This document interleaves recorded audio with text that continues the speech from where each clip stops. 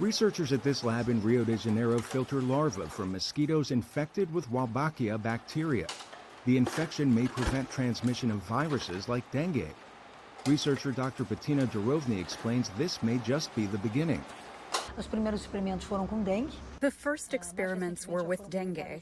More recently, studies have been published showing that it also has the capacity to reduce the transmission of Zika and chikungunya. What we are doing now is transferring this knowledge of basic sciences to expand this to protect the populations. And the results that we are observing are showing a reduction. Researchers infect and release mosquitoes into regions of countries like Australia, Brazil, Indonesia, and Vietnam. They then measure those areas against control group communities outside the regions with Wolbachia mosquitoes.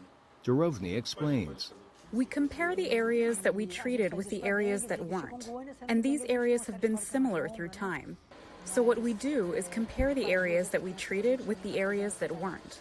The areas that weren't treated function as a control. Our expectation is we need at least 3 years to have more consistency with the results while building this evidence. Researchers say it's too soon to know what effects large-scale modified insects could have on the ecosystem. But for now, the results of an Indonesian study recently published in the New England Journal of Medicine show a 77% drop in the incidence of dengue, and the number of people who'd normally need hospital care from the virus fell by 86%.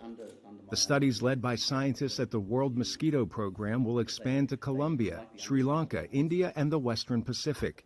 Arash, Arabasadi, VOA News.